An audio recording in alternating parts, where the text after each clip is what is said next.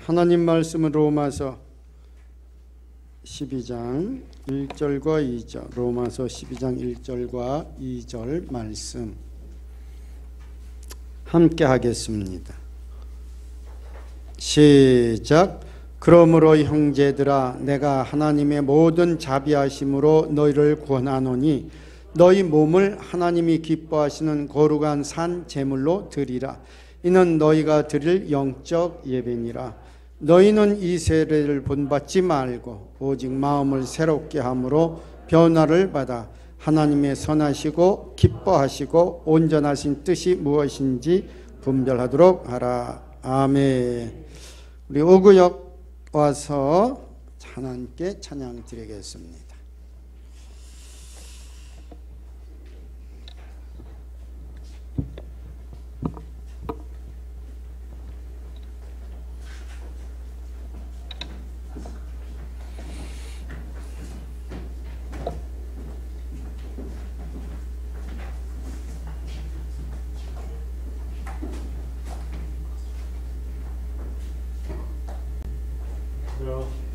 감사.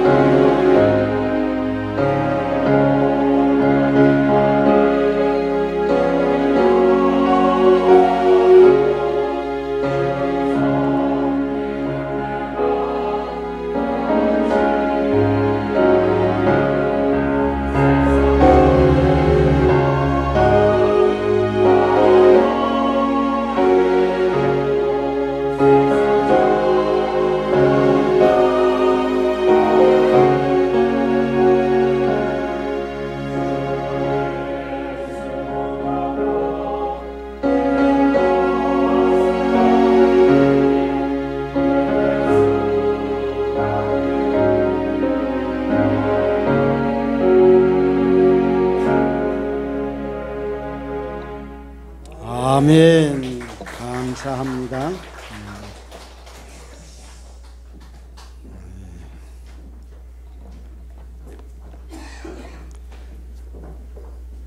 감사합니다.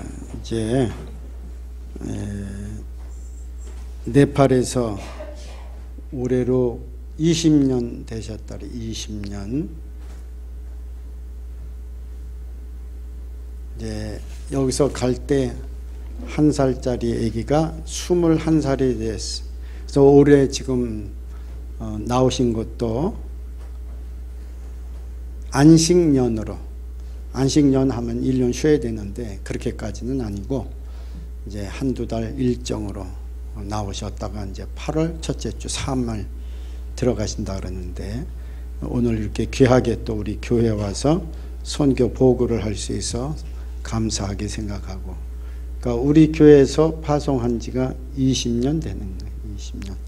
우리 성도들이 말없이 또 이렇게 협력해 주시고 도와주셔서 우리 선교사님이 한 곳에 가서 20년 지금 잘 이렇게 또 선교할 수 있어서 감사하고, 이제 뭐 내가 다른 말을 하는 것보다는 이제 선교사님 나오셔서 이제 선교 보고를 하면서 그동안 얼마나 또 하나님이 역사하셨고 우리 선교사님이 어떤 일들을 하셨는가 이제 보고를 받게 되겠습니다. 나올 때 다 같이 크게 오른손 높이 들면서 할렐루야 다 같이 환영하게 했습니다. 다 같이 할렐루야.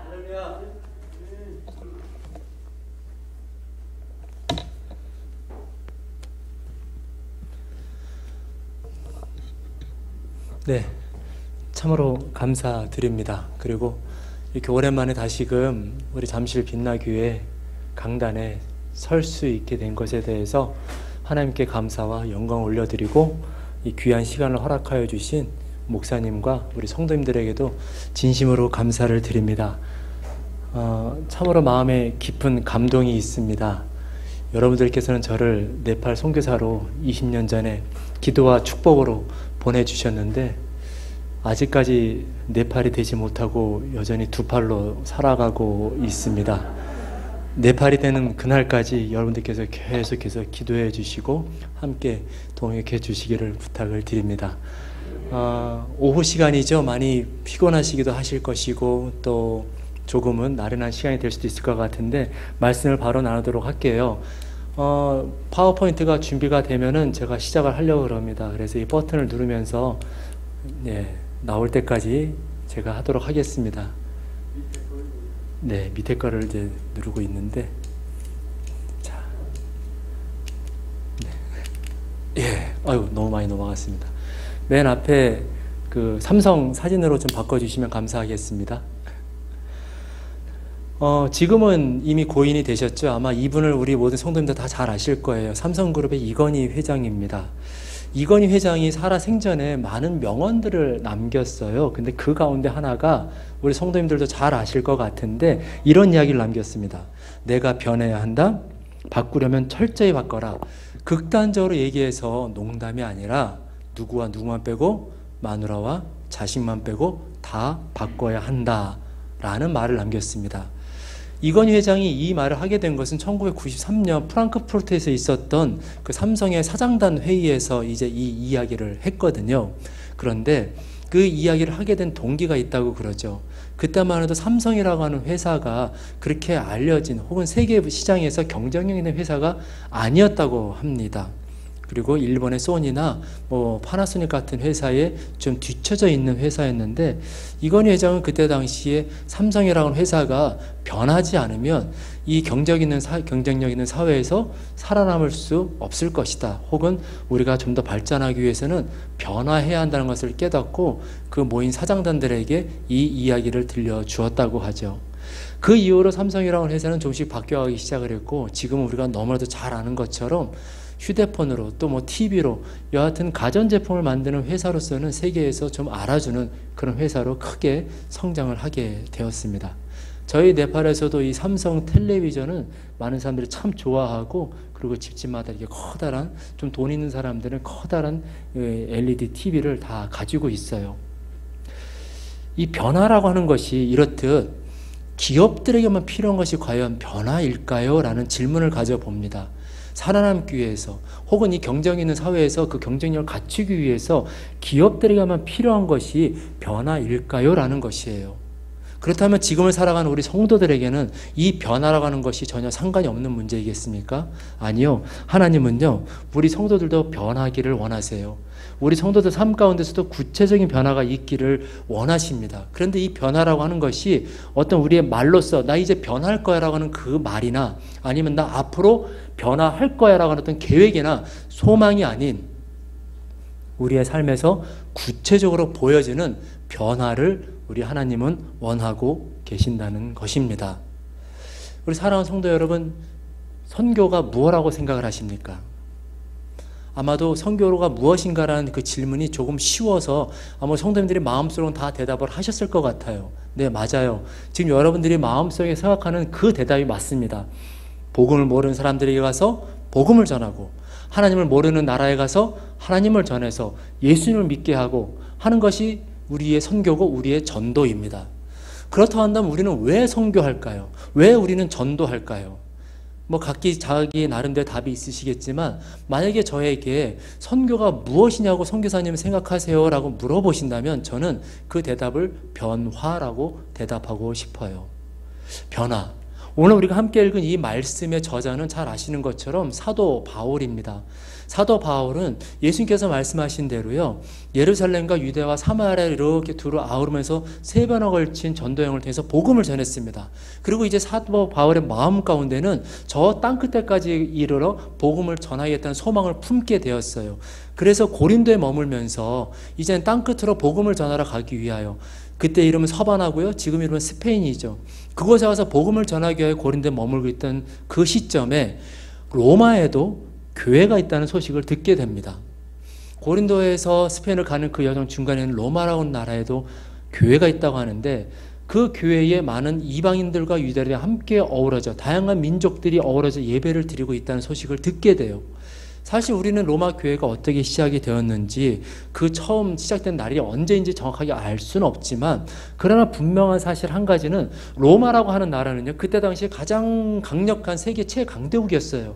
모든 길은 로마로 통한다고 할 만큼 발전된 곳이었고요, 각지에서 온 사람들이 모여 살던 곳이 바로 그 로마였습니다.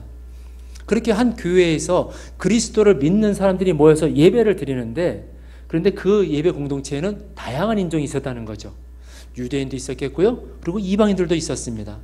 저희 네팔에도 125개의 부족이 있는데, 크고 작은 부족들이 있는데, 교회를 가게 되면 이 부족들이 도시 같은 데서는 막 함께 모여져 있어요. 같은 네팔 말을 쓰지만 이 사람은 자기 부족 말을 쓰기도 하고, 또 다른 사람들은 다른 말을 쓰기도 하고요, 혹은 지역에 따라서 또 쓰는 언어가 다르기도 합니다. 그러나 중요한 것은 그리스도를 믿는 그 한 가지 믿음으로 한 교회에 모여서 예배를 같이 드린다는 거죠. 근데 이 로마 교회는 문제가 한 가지 있었습니다. 어떤 문제가 있었냐면은, 유대인과 이방인이 한데 어우러져서 예배를 드리다 보니 그리스도를 믿는 믿음은 같아요. 그런데 그들에게 있어서 하나님의 언약과 율법에 관하여 구원을 어떻게 받는지, 구원에 대한 각기 다른 시각을 가지고 있었다는 거죠. 사랑하는 성도 여러분, 우리 그리스도인에 있어서 가장 중요한 징표가 무엇일까요? 그리스도인으로서 가장 중요한 문제는 그 무엇보다도, 먹고 사는 문제보다도 더 중요한 구원의 문제가 우리에게는 있습니다. 구원받았다고 하는 것은 곧 내가 그리스도인이 되었다는 것이고요, 그리고 나에게 주어진, 내가 예수님을 믿음으로 말미암아 얻어진 가장 큰 선물이 바로 이 구원입니다. 그런데 이 구원을 어떻게 받느냐, 이 구원을 어떻게 얻을 수 있냐는 문제에 대해서 서로 다른 각기 시각을 가지고 있었다는 겁니다. 유대인들과 이방인들 사이에서 서로 다른 문제를 가지고 있었다는 거예요. 지금 우리 잠실 빛나교회 성도님들이 이렇게 앉아 계시는데, 만약에 여러분들 생각 가운데 구원은 이렇게 받는 거야, 혹은 구원은 저렇게 받는 거야 라고 여러분들 가운데 서로 다른 의견이 있다고 한다면, 이 잠실 빛나교회는 하나의 공동체로 모이기가 쉽지 않겠죠.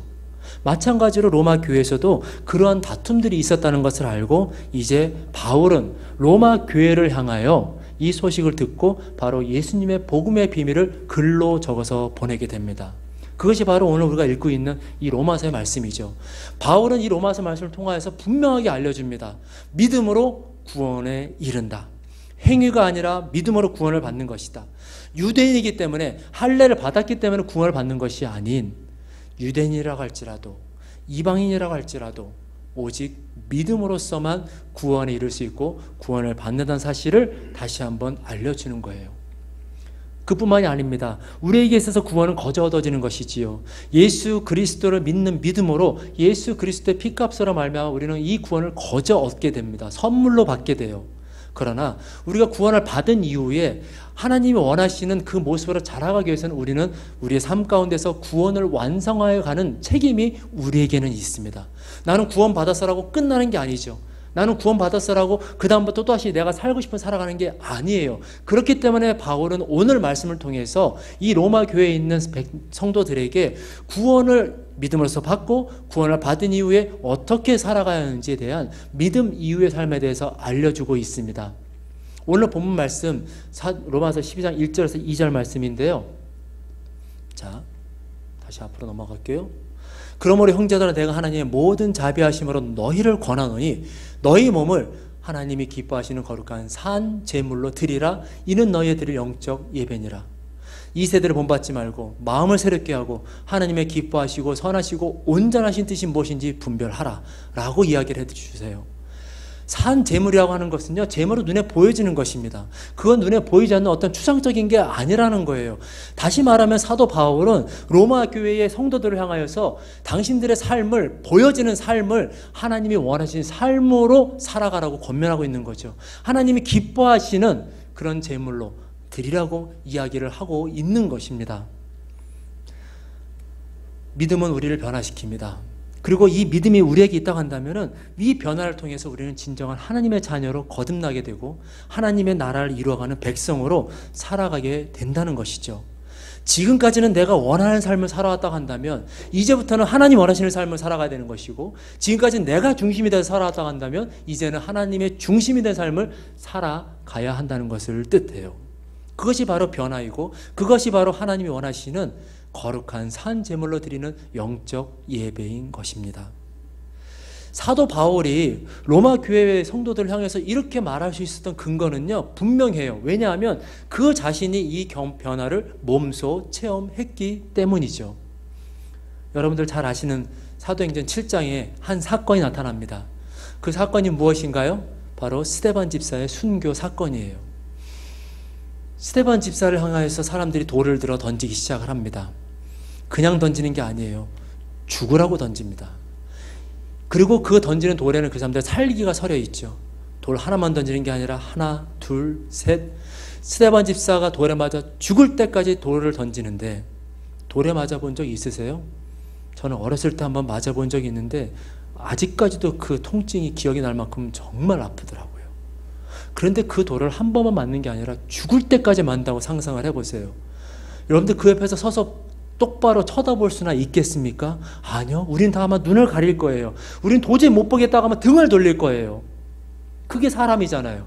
그런데 바울은, 아니 사울이었죠. 사울은 그 광경을 지켜보면서 스데반 집사의 그 죽음을 당연하다고 여기고 서 있었습니다. 돌을 던지는 사람들의 옷을 지키며 한편에 서 있었다는 거예요. 바로 그런 사람이 사울이었습니다. 그랬던 그가 오늘도 역시 다메섹으로 가고 있었어요. 왜요? 그리스도인들을 잡기 위해서, 그리스도를 믿는 사람들을 잡아 공회로 넘기기 위해서 그는 다메섹으로 가던 도중에 그는 그 길가에서 일생일대의 가장 큰 변화를 경험하게 됩니다. 사도행전 9장 말씀에 나오죠. 사울아 사울아 네가 어찌하여 나를 박해하느냐 하시거늘 주여 뉘시오이니까 나는 내가 박해하는 예수라. 이렇게 예수님은 그 길에서 사도 바울을 만나주시고 사울을 만나주시고, 사도 바울은 이 만남을 통해서 그의 삶이 완전히 바뀌어지는 경험을 하게 됩니다. 이 만남을 통해서 사울은 바울이 되었습니다. 예수님을 대적하던 삶에서 이제는 예수님을 증거하는 삶으로 바뀌어지죠. 그리고 예수님의 믿는 그리스도인들의 생명을 취하던 사람에서 이제는 그리스도를 위하여 자기의 생명을 내어놓는 사람으로 변하여진 것입니다. 이것이 바로 바울에게서 볼 수 있는 믿음 이후의 변화예요. 예수님을 영접하고 구원을 얻은 이후에 구체적으로 발견할 수 있는 변화라고 하는 것이죠. 말로 되어진 변화가 아니에요. 이 변화한다는 것에는 몇 가지 중요한 교훈이 따라오는데 그 첫 번째는 축복입니다. 여러분들은 받은 복이 있어요. 우리는 다 복을 받고 살죠. 물질의 복을 받기도 하고요. 자녀의 복을 받기도 합니다. 그리고 사업이 잘 되는 복을 받기도 해요. 그런데 그 복들보다 더 크고 더 중요하고 가장 으뜸되는 복이 있다고 한다면 어떤 복일까요? 그것은 바로 우리가 예수님을 믿음으로 말미암아 얻어지는 구원의 축복 아니겠습니까? 영생의 복 아니겠어요? 그 무엇과도 바꿀 수 없는 복이 바로 이 구원 아니겠습니까? 사도 바울은 그가 예수님을 만남으로써 그의 삶의 변화가 일어났고 구원이라고 하는 놀라운 복을 받았습니다. 그리고 그 구원을 받는 것에 그치지 않고 그 받은 복을 나누는 삶을 사도 바울은 살기 시작하였던 것이죠. 사랑하는 성도 여러분, 이 축복을 누리고 계십니까? 예수님을 만나고 난 이후에 여러분들 삶에 구원이라는 축복이 주어지고 그 받은 축복을 여러분들 흘려보내는 삶을 살고 계십니까? 구원받은 자의 삶에 걸맞는 삶을 우리가 지금 살아가고 있나요?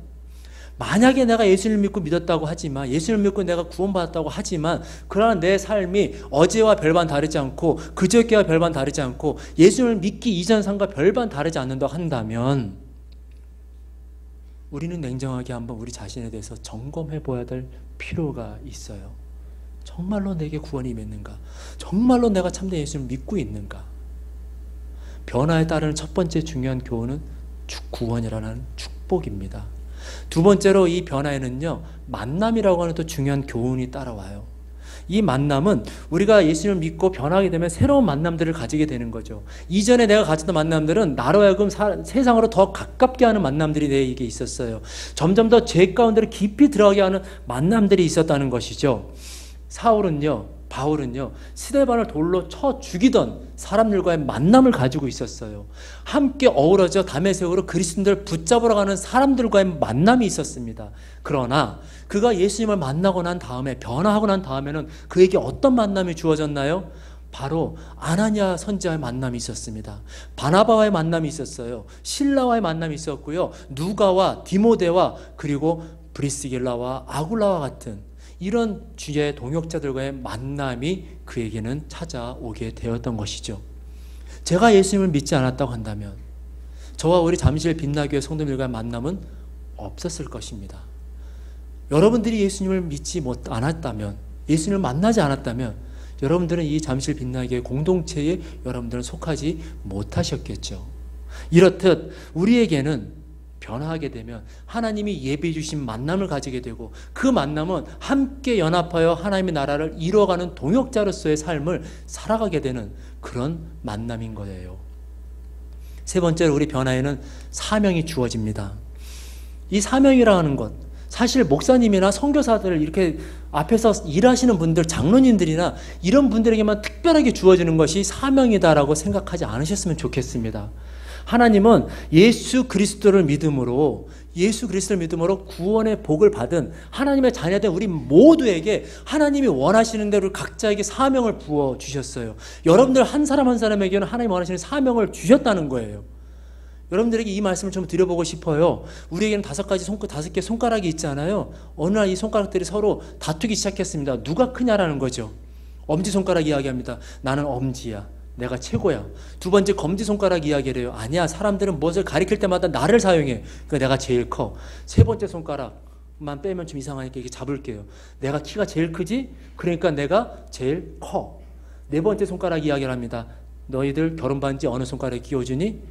내가 제일 커 라고 약지 손가락, 네 번째 손가락 이야기를 했어요. 마지막 새끼손가락은 내세울 게 없어요. 곰곰이 생각했죠. 그러다 이 손가락이 한마디 합니다. 무엇라고 말할게요? 아시는 분 계실 것 같아요? 이 손가락 이야기를 합니다. 나 없으면 니들 다 병신이야.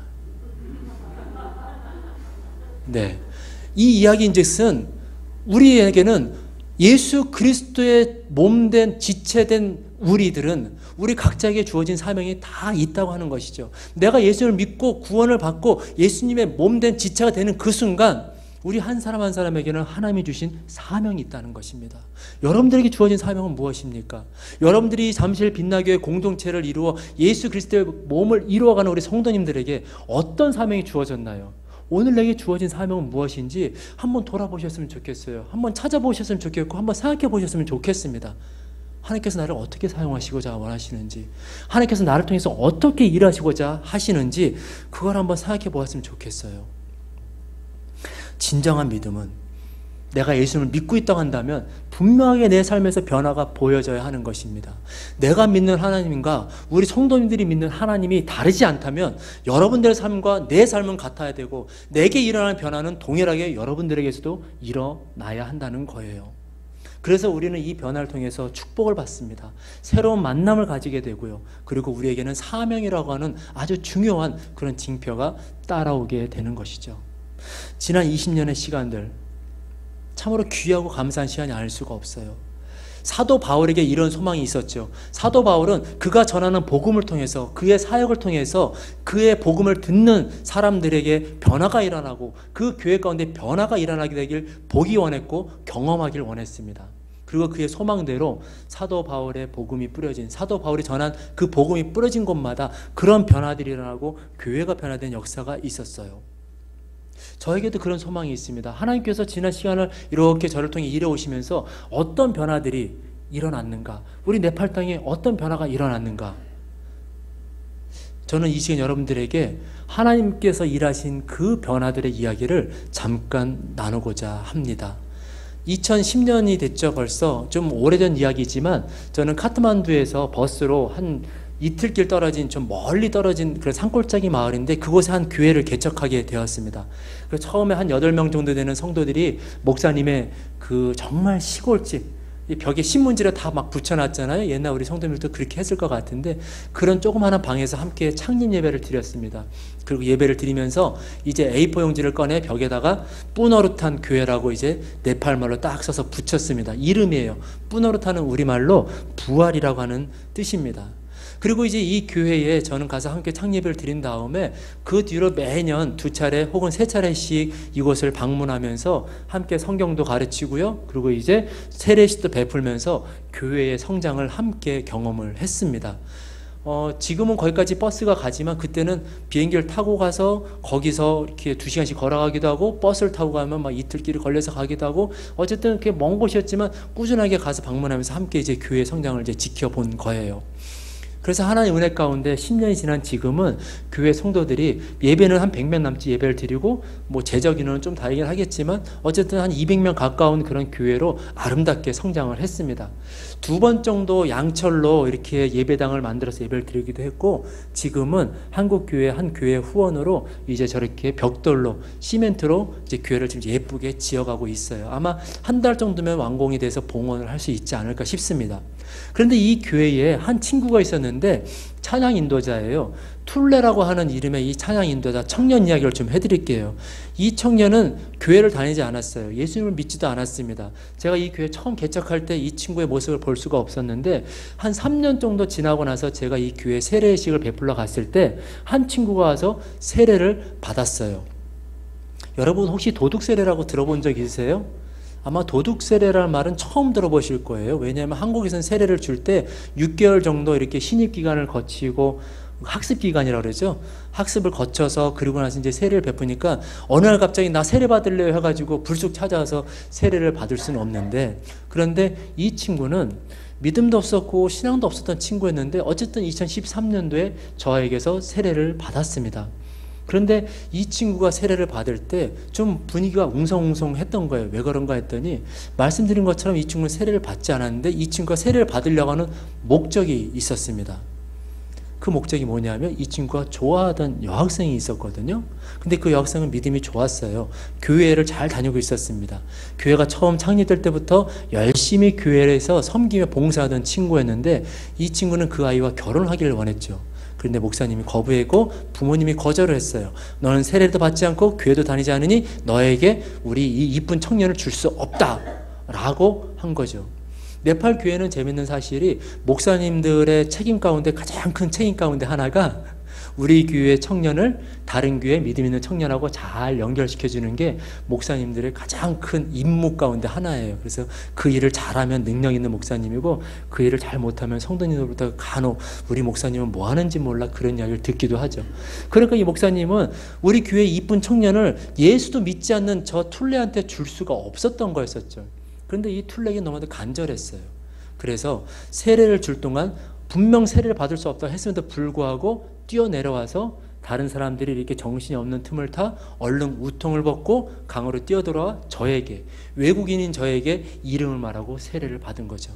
저는 이름을 묻고 이제 정말 예수님 말씀대로 살기 원하냐 질문을 하고 내가 성부와 성자와 성령 이름으로 너에게 세례를 준다 하고 이제 저기 강이에요. 물속에 푹 담갔다가 죽지 않을 만큼 기다려서 이제 끄집어내고 이제는 새 삶을 준 거죠. 근데 이 친구도 이제 마음이 좀 어려웠었는지 끝나고 기념 촬영을 하는데 저렇게 저 뒤에 숨어서 사진을 찍었습니다. 아무데나 제가 동그라미 친 게 아니에요. 이 사진을 제가 면밀히 살펴서 저 뒤에 숨은 그 툴레 있는 자리에 제가 빨간 동그라미를 쳐놨습니다. 자, 여자아이가 마음에 들어서 그 아이와 결혼하고 싶은데 그 아이와 결혼하려면 세례를 받아야 된다고 그래서 그렇게 해서 주지 않겠다고 하는 것을 뿌리치고 물속으로 뛰어들어와 도둑 세례를 받았던 이 툴레, 이 아이가 좋아했던 여자가 누구였냐면 바로 이 친구였어요. 서르서띠, 우리 성경 이름으로는 에스더라고 불리는 참하고 예쁜 친구였는데 어떻게 그렇게 도전할 만하죠? 예쁘게 생겼잖아요. 자, 이 둘의 사랑 이야기는 어떻게 됐을까요? 어떻게 됐을까요? 네, 해피엔딩이죠. 이 둘은 결혼을 했습니다. 예, 놀라지 마세요. 저 여자 성도가 아까 좀 전에 보여줬던 그 아이가 맞아요. 시간이 좀 지나면서 이제 고생도 좀 하고 일도 하고 하다 보니까 저렇게 된 건데 우리 툴레와 서르서띠 에스더 부부입니다. 저에게는 얼마나 참 감격의 순간인지 몰라요. 비록 그 친구는 이 여자아이를 좋아해서 이 여자 내가 결혼하고 싶다는 마음으로 도둑 세례를 받고 그렇게 했지만 하나님께서는 그렇게 교회에 찾아온 이 툴레를 그냥 버려두지 않으셨어요. 그렇게 세례를 받고 네팔에서 세례를 받는다는 것은 엄청난 결단이거든요. 3억 3천만의 신을 내가 뒤로 하고 한 신만 섬기겠다고 하는 그 결단이 바로 세례이거든요. 그렇게 세례를 받은 툴레를 하나님 외면하지 않으시고 그에게 믿음을 주시고 성장하게 하시고 그리고 이 뿌노릇한 교회의 훌륭한 찬양 인도자로 교회의 리더로 성기미로 그렇게 하나님은 이 툴레의 삶을 바꿔주셨다는 거죠. 우리 에스더는 어떻게 해요? 에스더는 비록 외모는 조금 이렇게 넉넉한 정말 인자한 모습으로 바뀌어지긴 했지만 아이도 낳고요. 제가 저 집에 방문했는데 양철로 지은 집이에요. 허름한 집입니다. 그런데 그 사방 벽에다가 종이에다 빼곡하게 말씀을 적어서 이 아들에게 들려주고 알려주고 가르치는 정말 큰 도전을 주는 어쩌면 제게 있어서는 브리스길라와 아굴라 같은 그런 부부가 바로 이들이죠. 여러분, 여자를 좋아해서 교회에 나왔다고요? 여자와 결혼하기 위해서 세례를 받았다고요? 그런 불순한 동기가 있을 수 있어요? 인정하실 수 있어요? 그런데 사도 바울은요, 예수님을 믿는 사람들을 잡아 죽이기 위해 가던 그 길에 누구를 만났습니까? 그 길에서 예수님을 만났다는 거예요. 믿음의 동기? 사실 믿음의 동기보다도 우리에게 믿음이 들어오고 난 이후에 어떻게 성장하고 어떻게 삶이 변화되어져야 하는지를 하나님은 더 보기 원하시고 하나님은 더 그것을 찾고 계신다는 것을 우리가 함께 기억했으면 좋겠습니다. 이 툴레와 에스더가 삶의 변화를 보여준 하나의 좋은 이야기라고 한다면 네팔에서 이제 우리 목사님들을 이제 훈련을 하고 있어요. 바나바 훈련을 이제 진행을 하면서 목사님들을 이제 이렇게 함께 훈련을 받는데 네팔의 목사님들은 신학 공부를 많이 하지 않습니다. 그래서 MDB를 마치고 이렇게 목사가 되기보다는 교회 앞자리에서 열심히 이렇게 예배도 드리고 그리고 교회에 열심히 봉사하다 보면 이제 교회 한 구역을 이렇게 떼어져서 교회가 되기도 하는 것이죠. 특별히 오늘 5구역 같은 교회가 이제 이렇게 떼어져서 잠실 빛나 교회 2가 되기도 하고 그 구역장님이 이제 그 잠실 빛나 교회 2의 이제 목사님으로 불려지는 그런 구조가 네팔 교회가 부흥하는 방법들이에요. 그러다 보니까 저기 올해는 28분의 목사님들이 훈련을 받고 있는데 저들 중에 대부분이 90% 이상이 신학을 공부하지 않은 분들이죠. 그리고 목사님들의 신분이 가난해요. 또 사회적으로도 공부를 많이 하지 못했어요. 그러다 보니까 자존감도 낮고 또 다른 사람들에게 의지하는 경향이 많이 있다는 거죠. 그래서 우리 목사님들에게는 이 훈련을 통해서 특별히 강조하고 있는 게 기도에 대해서 많이 가르쳐요. 우리가 바라봐야 될 믿음의 대상은 사람이 아니라 하나님이라는 것을 계속해서 일깨워주는 거죠. 함께 말씀을 배우고 묵상을 하고 기도를 하면서 하나님께서 내게 어떻게 말씀하시고 하나님께서 우리의 삶을 어떻게 인도하여 가시는지를 이 목회자 훈련을 통해서 연습하고 또 배우고 있습니다. 그러다 보니 우리 목사님들이 이 시간을 통해서 많은 은혜를 받는데, 재작년에 럭치미라고 하는 한 사모님이 이 훈련에 참석을 하셨어요. 이 럭치미라고 하는 사모님은 카트만두에서 한 6시간 정도 떨어진 고르카라고 하는, 아마 고르카 용병이란 말을 들어보셨을 거예요. 네팔의 그 가장 용감한 사람들, 그 사람들의 나라가 바로 고르카였는데, 그곳에서 이제 교회 목회를 하셨는데 교회가 너무 허름했습니다. 비닐하우스처럼 지은 교회에 플라스틱으로 이렇게 커버를 만들어서 이제 예배를 드리고 있었죠. 그러다 보니 우리 사모님도 처음 훈련에 참석해서 저와의 만남에서 이런 부탁을 하셨어요. 우리 교회가 너무 이렇게 좀 보잘것없으니, 너무 허름하니 교회를 좀 건축할 수 있도록 도와주세요 라는 이제 부탁을 해 오셨습니다. 그 말씀을 들으면서 나는 교회를 지어주는 사람이 아니다, 우리가 함께 기도하면서 하나님께서 어떻게 그 길 열어주시는지 우리가 함께 기도하자라고 권면하고 1년간의 훈련을 잘 마쳤습니다. 근데 그 훈련이 우리 사모님에게는 큰 도전이 되었던 것 같아요. 그 다음에 남편 목사님도 이 훈련에 참석할 수 있도록 해가지고 부부가 2년에 걸쳐서 이 훈련을 다 마쳤습니다. 그리고 이 두 부부가 기도하기 시작했는데 이 부분들의 기도가 바뀌어졌어요. 그전에는 어떤 도움을 구하는 기도를 했다고 한다면, 그전에는 어떤 사람을 만나면 이 사람이 나를 도와줄 수 있을까? 나의 도움이 어디서 올까라고 세상을 바라보는 그런 믿음을 가지고 있었다고 한다면, 이 훈련을 통해서 이분들의 기도가 바뀌어지기 시작을 했는데, 특히 느헤미야의 기도를 통해서 이 두 분이 많은 은혜를 받았다고 그러시더라고요. 느헤미야의 기도 혹시 알고 계시나요? 느헤미야는 이 바사에서, 페르시아에서 관리로 일하던 유대인이었어요. 그런데 그가 어느 날 소식을 듣습니다. 그 소식이 뭐냐? 예루살렘 성벽이 무너졌다라는 소식을 들은 거예요. 그 소식을 들은 후에 이 느헤미야는 눈물을 흘리며 무릎 꿇고 기도하기 시작했습니다. 하나님, 우리의 성벽이 무너졌습니다. 그 성벽을 무너뜨린 사람들, 그 원수들 하나님 벌하여 주시옵소서. 그 원수들을 하나님 저주합니다. 하나님 원수를 갚아주세요 라고 느헤미야는 하나님 앞에서 눈물을 흘리며 기도하지 않았어요. 느헤미야가 어떻게 기도했을까요? 그 소식을 듣고 느헤미야는 하나님 앞에 무릎을 꿇고 울며 기도하며, 하늘에 계신 아버지, 내 아버지와 내 아버지의 집이 하나님 앞에 범죄하였음을 고백합니다. 우리의 죄를 용서해 주시고 우리 민족의 죄를 용서해 주시고 우리 아버지와 아버지의 집이 하나님 앞에 범죄한 사실들을 고백하오니 하나님 용서하여 주옵소서라고 자기 민족들의 죄를 가지고 하나님 앞에 나아가 회개하며 하나님의 용서를 구하는 그 기도를 드린 거예요. 이 기도 가운데 우리 럭치미 사모님과 프라사타 목사님이 큰 감동을 받으셨어요. 지금까지는 하나님 앞에 무언가를 해달라고, 무언가를 내가 도움을 달라고 그렇게 기도해 왔는데, 내 민족들이 저지르고 있는 죄에 대해서는 생각을 해보지 못했는데, 왜냐하면 나는 죄를 안 짓고 있었거든요. 그런데 돌아보니까 내 민족, 우리 백성들이 3억 3천만의 힌두 우상을 섬기는, 하나님이 가장 가증스럽게 여기시는 그 우상 섬기는 죄를 우리 백성들이 범하고 있었던 거예요. 우리나라 사람들이 그 죄를 짓고 있었던 거예요. 자기가 살고 있는 고르카라는 그 마을의 사람들이 우상을 섬기고 죄를 짓고 있다는 걸 그들이 보게 된 거예요. 그러면서 자기 나라의 백성들의 죄를, 네팔 사람들의 그 우상 섬기는 죄를, 자기 마을의 그 우상 섬기는 죄를 하나님 앞에 꺼내놓고 먼저 회개하기 시작을 했습니다. 내 민족들의 죄를, 우리 민족의 우상 섬기는 죄를 용서하여 주옵소서 라고 그렇게 기도가 바뀌어졌다고 그래요. 그래서 느헤미야의 기도를 우리 사모님과 목사님이 하고 교회 성도들이 함께 계속해서 그 기도를 해나가는 가운데, 하나님께서는 자기를 향하여 믿음을 가지고 기도하는 자기 백성의 기도를 외면치 않으세요. 응답해 주시죠. 어떻게 응답해 주셨을까요? 여러분들 기대가 되지 않으세요? 자, 이것이 지난 4월, 재작년, 작년에 훈련받고 기도가 바뀐 이후에 올 4월에 제가 방문했을 때 우리 이 럭치미 사모님의 교회 모습이 바로 이 모습입니다.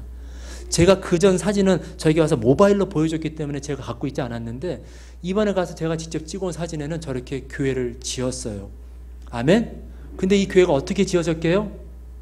누군가가 헌금을 보내서? 아니요. 이 목사님 사모님이 뭐 로또에 당첨돼서? 그것도 아니에요. 우리 네팔은 힌두교 국가입니다. 힌두교가 한때 국교로 지정되어 있던 나라였어요. 지금은 국교는 아니라고 하지만 국민들의 80%가 여전히 힌두교를 믿고 있고요. 그 이야기인즉슨 이 관공서의 관리들도 다 힌두교고 힌두교가 아니면 관리가 되기 좀 어려운 나라가 바로 이 네팔이라고 하는 거죠. 그러니까 관공서의 모든 일들도 힌두교 중심이고요. 그리고 결정적으로 법으로도 지정이 되어 있어요. 다른 사람을 개종시키거나 개종시키려고 한 사람은 3년이나 5년의 징역형에 처하고 벌금 물고 외국인이 그러다 걸리면 추방을 한다라고 법에 명시되어 있는 나라가 바로 네팔입니다. 그건 다 뭐게요? 바로 힌두교를 보호하기 위한 네팔 정부의 조치이거든요. 그런데 그 정부에서 우리를 말하면 아마도 여기 잠실구청 아니죠. 송파구청이죠. 송파구청쯤 될 것 같아요. 그 구청에서 연락이 옵니다.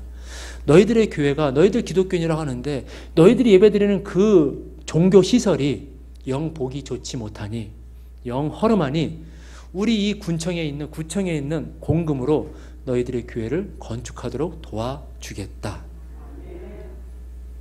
힌두교 국가에서 기독교인들에게 예배당을 지을 수 있도록 아무런 조건 없이 비용을 지원한 거예요.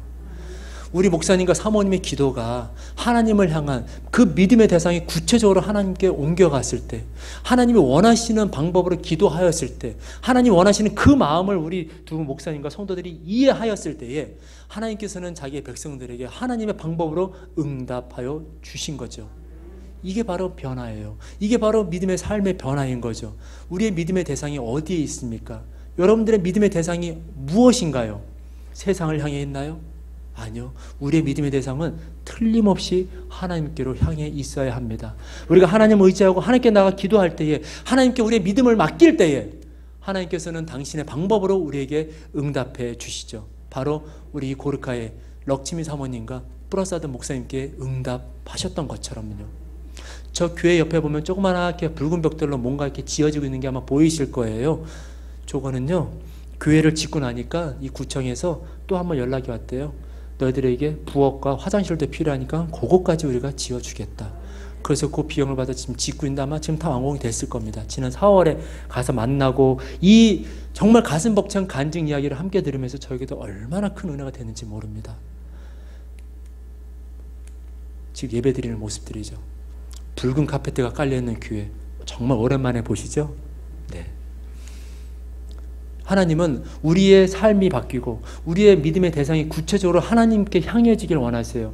그리고 더 재밌는 사실은요, 우리 하나님이 여기서 멈추지 않고 우리 네팔 아이들의 생각과 가치관과 세계관이 하나님을 향해서 바뀌어지도록 더 넓어지고 이 사회 가운데서도 영향력을 행사하는 그런 사람들이 되어지기를 하나님 바라고 원하세요. 아침학교 모닝스쿨이라고 하는 프로그램을 진행하고 있습니다. 네팔은 교육열이 되게 높아요. 그런데 교육열이 높은 만큼 그 교육들이 아주 질적으로 우수하거나 아니면 잘 진행되지는 못해요. 말 그대로 마음만 사람들에게 있는 거죠. 그러다 보니 이 교육열이 높으니까 돈이 좀 있거나 아니면 힌두교 카스트에서 좀 계급이 높거나 아니면 도시에 거주하는 사람들은 아이들을 다 사립학교에 보냅니다. 영어 학교로 보내요. 아마 일제는 말씀드린 기억이 있는 것 같은데 우리 네팔의 아이들은 어지간하면 영어를 꽤 잘합니다. 한국 아이들보다도 영어를 말하고 읽고 쓰는 것에 있어서 아마 훨씬 더 잘할 거예요. 왜냐하면 그 아이들은 돈을 매달 지불을 해서 사립학교를 다니고 사립학교의 기본은 영어로 가르치고 영어로 배우는 게 기본이거든요. 저도 2003년 네팔에 처음 가서 7년 동안 저 산골짜기 시골에 살았긴 하지만 그 학교 이름이 수정 잉글리시 보딩 모델 스쿨이었어요. 그 영어 학교, 국제학교에서 제가 교장을 했다니까요.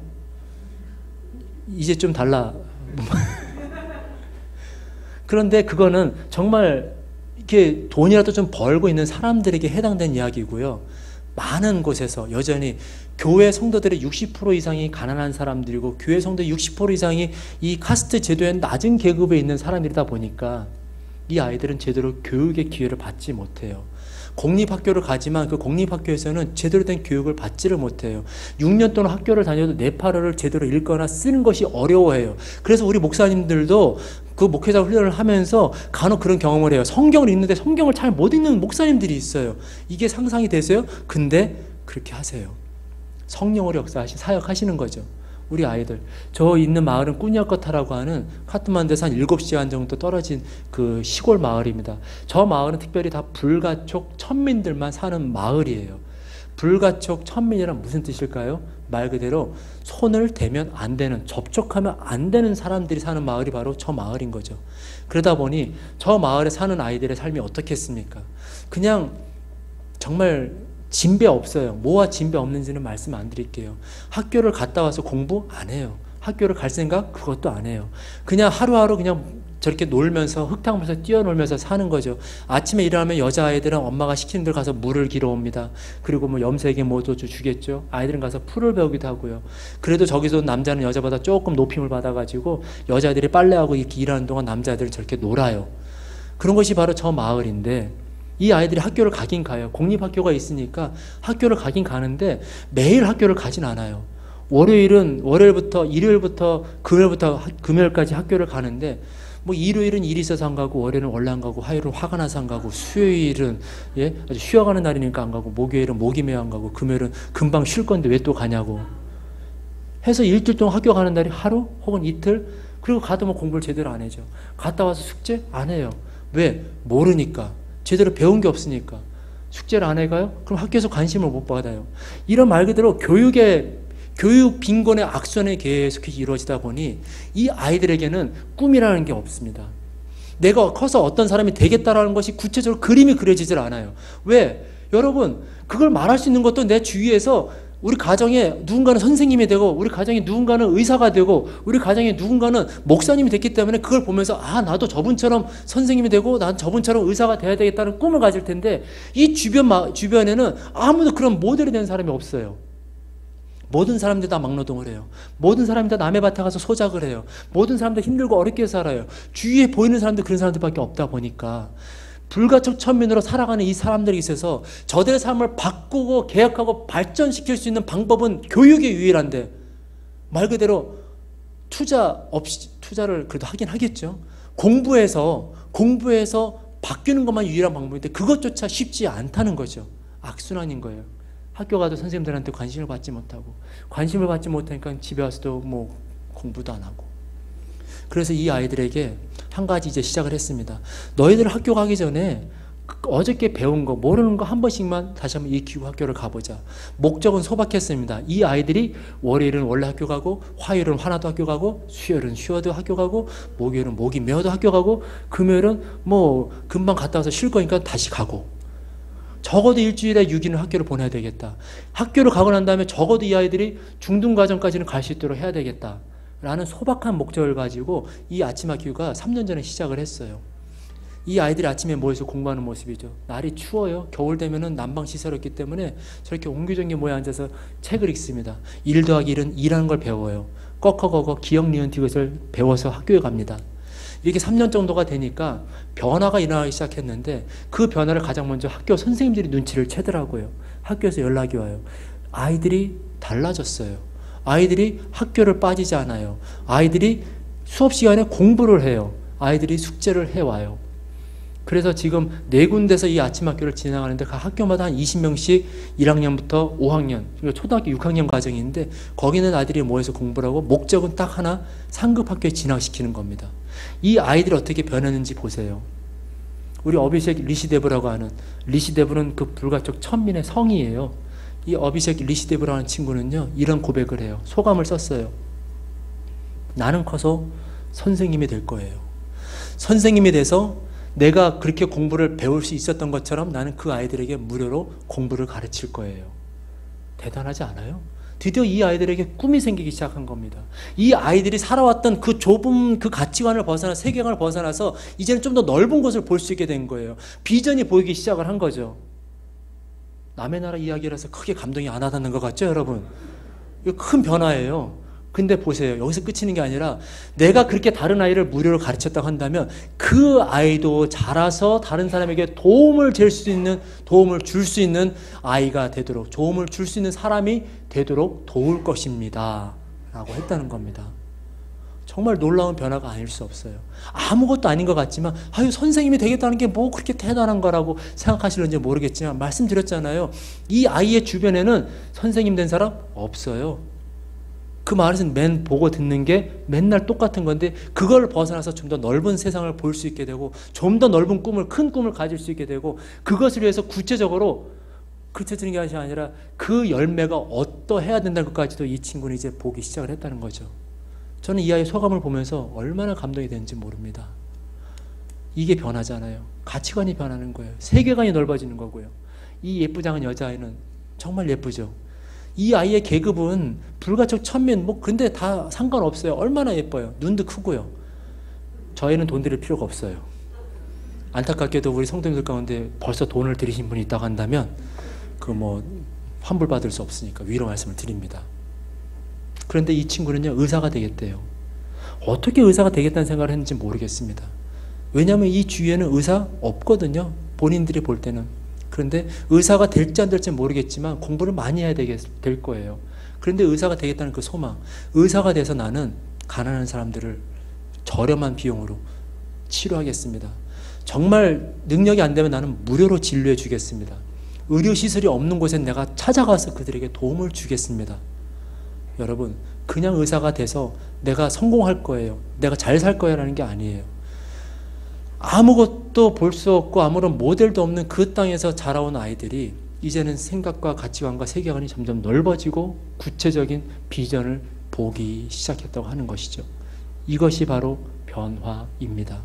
예수 그리스도의 복음이 한 사람에게, 한 마을에, 한 가정에 들어갔을 때 일어나고 있는 변화들이 바로 이런 변화이고요. 그 변화가 지금 네팔에서 하나님께서 일하심으로 지금 이루어지고 있다고 하는 사실입니다. 저희 가정은 아까 목사님께 잠깐 말씀해 주신 것처럼 2002년도에 이제 선교사 훈련을 받고 2003년에 이제 네팔로 갔습니다. 저희 여기 장로님들 그때 그 모습 그대로 계셔가지고 제가 얼마나 기쁘고 감사한지 몰라요. 만약에 변하셨다면 이게 잘 몰라볼 수도 있을 것 같은데 그때 그 모습 그대로이신 게 참 저에게는 마음속에 큰 감동입니다. 저도 그대로예요. 하나도 안 늙었죠. 아마 변한 게 있다면 우리 저 꼬맹이 큰아들이 아닐까 싶어요. 저렇게 누에고치 같은 조그만 녀석이 이제 네팔에 가서 20년의 시간을 보내고 이제 어느덧 장성해서 이제 대학에 들어간 나이가 되어 다시금 돌아왔습니다. 떠났던 둥지를 이제 다시금 돌아오는 저 아이. 이런 20년의 시간 동안 하나님께서는 저희 가정을 통해서 일하시면서 네팔 땅 가운데 그러한 변화들을 계속해서 이루어 오셨고 지금도 이루고 계시고 앞으로도 이루어 가실 거예요. 정말 감사한 것은 그 시간 동안 우리 잠실 빛나 교회 성도님들이 제가 처음 파송을 받을 때 몇 개의 교회가 같이 후원을 해 주셨는데 지난 20년의 시간 동안 한결같이 후원해 주고 있는 교회가 2교회인데 그 한 교회가 우리 잠실 빛나 교회입니다. 저는 여러분들에게 드릴 것이 아무것도 없습니다. 갚을 것도 아무것도 없고요. 그러나 우리 하나님께서 우리 성도들에게 복을 주시고 우리 잠실 빛나 교회를 더욱더 축복하시고 여러분들의 이름을 하늘에 빛나는 별과 같이 만들어 주시기를 저는 기도하겠습니다. 그리고 지금까지 저 변화들이 함께 일어날 수 있도록 기도해 주시고 동역해 주셨던 것처럼 앞으로의 시간도 계속해서 네팔 땅에서는 변화가 일어나야 되겠죠. 저에게도 2팔밖에 없다고 했는데 여러분들 사실은 저에게 4팔이 있어요. 저의 2팔과 저를 파송해서 후원하며 기도하시는 여러분들의 2팔이 함께 있습니다. 네팔 땅에서 일하는 그 변화들, 여러분들의 기도와 후원으로 하나님께서 일하실 것이고 그리고 그 변화는 계속해서 일어나고 일어나게 될 것입니다. 우리 성도님들을 축복합니다. 감사합니다.